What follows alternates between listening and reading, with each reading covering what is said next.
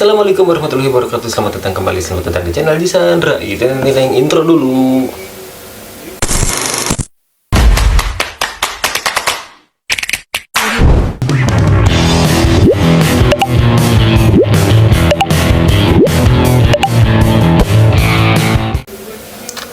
Oke teman-teman, jadi kali ini saya nggak nge-vlog dulu, saya nggak bikin video-video dulu kayak short movie atau short film. Nanti saya bakal bikin lagi setelah saya menyelesaikan kesibukan saya yang agak sibuk ini. Oke, jadi kali ini saya bakal cerita pengalaman horor saya kemarin di tempat KKN. Tapi saya nggak bakal nyeritain detail dan sebanyak-banyaknya dan semua cerita horor yang saya alamin kemarin nggak bakal saya ceritain karena menyangkut privasi yang nggak bisa saya ceritakan gitu. Karena privasi ini jadi saya bakal dibatas aja ceritanya, jadi nggak semua.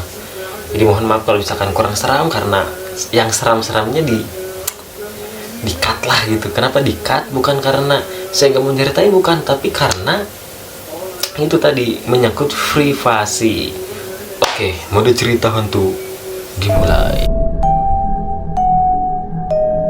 Oke, jadi teman-teman, pas pertama kali saya datang ke tempat KKN, ke posko, nah di situ saya ngeliat cewek sekitar umur 8 apa 9 tahun, setinggi Haikal, adik saya yang kecil, dengan rambut panjang segini, pakai baju putih, dan dia tersenyum ke saya. Di situ saya bingung, lah kok senyum? Kirain saya tuh dia manusia. Dan pas malamnya ternyata nggak ada anak itu tuh. Jadi sebenarnya siapa anak itu tuh? Ya kan saya juga bingung. Aduh maaf tadi ketinggal. Ya. Dari situ saya bertanya-tanya, apakah anak ini tetangga atau bukan? Dan pas malamnya lagi saya ketemu anak itu di balkon. Oh, di situ saya kepikiran dong, oh, ini bukan manusia. Soalnya beda, kalau manusia nggak mungkin tiba-tiba ada di balkon. Kalau misalkan anak tetangga juga nggak mungkin bakal ada di balkon. Oke. Beberapa hari kemudian, saya waktu ngopi di luar di balkon, saya diem, ngopi, main HP. Terus tiba-tiba teman saya, si Daeng, keluar. Dia nyari-nyari, kayak nyari-nyari sesuatu gitu. Tiba-tiba masuk lagi kamar. Terus gue nanya, saya nanya, ada apa Eng? Terus dia jawab, enggak ada apa-apa, aman, santai aja. Lah kan ini penasaran. Habis dia masuk ke kamar, tiba-tiba telinga saya nih, kiri kanan, suara ngobrol berisik banget. Di situ saya nyari-nyari ke balkon, keluar, ke bawah, di luar, ternyata nggak ada orang sama sekali. Saya masuk kamar terus bilang, lu tadi nggak dengar suara ngobrol ya? Gue nanya kayak gitu ke Daeng, dan Daeng bilang, oh dari tadi gue nanya cok, ternyata nggak ada. Nah itu kejadian itu. Udah kita akhirnya yaudah tidur aja. Anjing, baru juga KKN dari berapa katanya tuh udah ada pengalaman kayak gini. Akhirnya ya udahlah, kita tidur. Beberapa hari kemudian kita udah mulai gak enak, udah mulai was-was karena banyak banget ngalamin hal-hal kayak gitu cuy. Udah kayak, aduh ini udah pengen cepet balik lah gitu. Udah capek ngalamin hal-hal kayak gitu. Oke, dari situ terus ada kejadian di mana si Pace Bintang, teman saya itu Bintangnya orang Papua. Oke, jadi dia tuh di lantai 2. Jadi lantai 2 tuh kan satu kamar, terus kayak ruang tamu gitu. Nah Bintang tuh diem di ruang tamu itu. Jadi yang bertiga cowok itu, Ridwan, Irfan, sama Bintang, tidurnya tuh di ruang tamu itu. Sedangkan saya dengan sama Daeng tidurnya di kamar. Nah Bintang itu pas siang-siang diem di ruang tamu itu. Biasanya dia kalau nggak main game ya nonton drakor, kalau nggak drakor anime.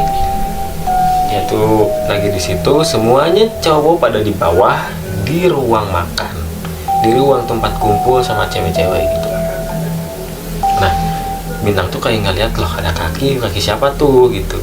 Ya kiranya dia tuh kaki, ya itu tuh kakinya Ridwan. Dan pas dibuka nggak ada siapa-siapa, kaki selonjoran gitu. Ya Bintang kira Ridwan, ternyata bukan. Dia langsung turun ke bawah terus cerita bahwa dia ngalamin kejadian hal itu. Nah pas maghribnya, lampu di ruang tamu lantai 2 itu tiba-tiba mati. Bentar, maaf nih laptop. Lampunya tuh mati karena meletus, meleduk gitu. Akhirnya mati. Di situ pas saya sholat maghrib, ada suara kata saya tuh mungkin itu kecoa mungkin ya.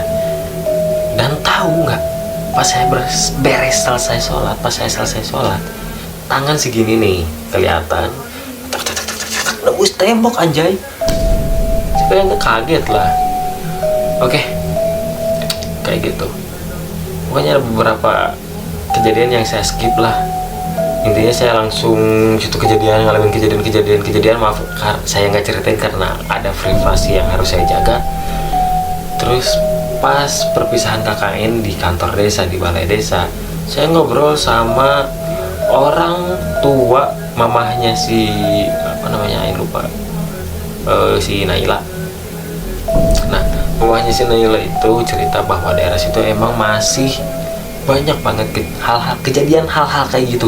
Belibet banget sih, tumben banget yang ngomong belibet. Banyak banget kejadian horor. Orang aslinya aja sering ngalamin diganggu gitu. Katanya tuh rumah dia tuh kadang-kadang tiba-tiba dia ngetuk, ternyata nggak ada orangnya. Tiba-tiba ada suara, tiba-tiba ada ini itu. Pokoknya banyak banget lah. Apalagi kita sebagai pendatang ya wajar aja ngalamin hal kayak gitu kan. Banyak banget gitu ngalamin hal kayak gitu. Orang aslinya aja, warlocknya aja sering gitu, apalagi kita. Nah habis gitu kan nyerita juga pemain Naila, nggak takut emang diam di situ bla bla bla bla bla bla. Wah di situ kan langsung merinding cow gitu. Serius gitu. Banyak kayak gitu. Tapi oke lah, ada besoknya juga kita pulang, ya udah cuma tinggal sehari doang ngalamin kejadian horor juga, oke lah gitu, cuma sehari doang gitu dari situ.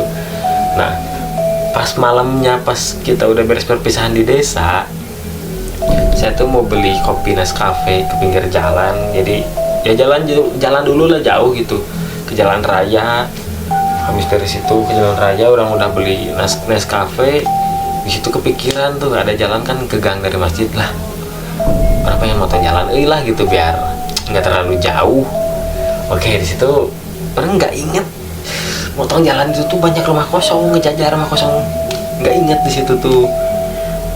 Orang jalan ke situ, saya jalan. Habis jalan ke situ, pas di rumah kosong, positif thinking aja, pokoknya positif thinking aja. Pas positif thinking dari situ, tiba-tiba ada layang-layang ngikutin orang. Tiba-tiba layang ngikutin dan taunya apa? Ada tangan kesini panjang, warna abu. Situ saya aja merinding coba. Pada naik. Dan dari situ segini lah kayak gini. Orang gini. Lah, tangan kiri itu teman jahil. Pas ngeliat ke belakang, cuma layang-layang doang. Nggak ada siapa-siapa. Pas ngeliat ke rumah kosong gini, cewek tinggi, tangannya di pas di pundak saya. Tubuhnya ada di rumah kosong itu pakai kebaya. Langsung di situ saya teriak, histeris banget. Dan di situ tololnya saya bukannya lari tapi malah jalan. Di situ saya malah jalan. Pas keluar dari situ tiba-tiba ada Irfan sama Daeng naik motor. Lah, lu jajan juga? Mereka nggak tahu aja kejadian ini nih kan. Habis dari situ saya cerita ke Bintang ada di ruang makan, cerita di ruang makan tuh ada Bintang sama Ridwan. Terus saya cerita bahwa saya tadi ngalamin hal kayak gitu. Terus kata Bintang bilang gini, lu berani banget lewat situ. Gua aja yang sering keluar malam buat beli Nescafe gak pernah lewat ke situ. Lu berani banget sumpah. Ya makanya itu kena gangguan. Ayo dari situ langsung iya aja merinding cowok. Nggak inget kejadian itu. Mungkin segitu aja cerita pengalaman horor saya. Mohon maaf nggak banyak, sebenarnya banyak banget tapi saya nggak bisa ceritain semuanya karena menyangkut privasi. Oke, terima kasih sudah menonton. Wassalamualaikum warahmatullahi wabarakatuh. Jangan lupa like, comment, and subscribe. Ini